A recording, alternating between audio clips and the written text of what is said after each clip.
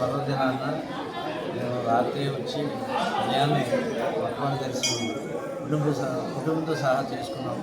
ఇక్కడ ఏర్పాట్లు కానీ దేవస్థానం వారు చేసిన ఏర్పాట్లు చాలా బాగున్నాయి. అందరికీ కూడా భక్తులందరికీ కూడా అనుకూలమైనటువంటి దర్శనం కలుగుతుంది ఇక్కడ. ఎందుకంటే అంతరాష్ట్రంలో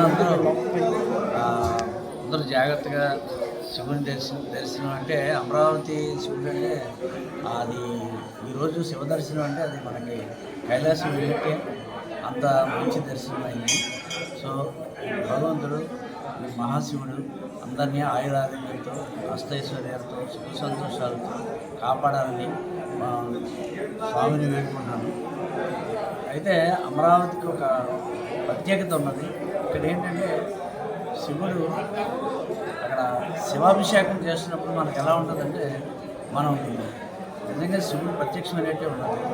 అభిషేకం మన స్వామివారి కానీ వాళ్ళందరూ వాళ్ళు చేసేటువంటి పూజలు కానీ వాళ్ళు చేస్తున్నటువంటి మంత్రాలకి మనకు ఎలా ఉంటుందంటే అలా కళ్ళు మూసుకుంటే మనకి అక్కడ శివుడు సో అందరూ సంఘటన కూడా తెలుసుకున్నాను. అలాగే మన ఆలయం చాలా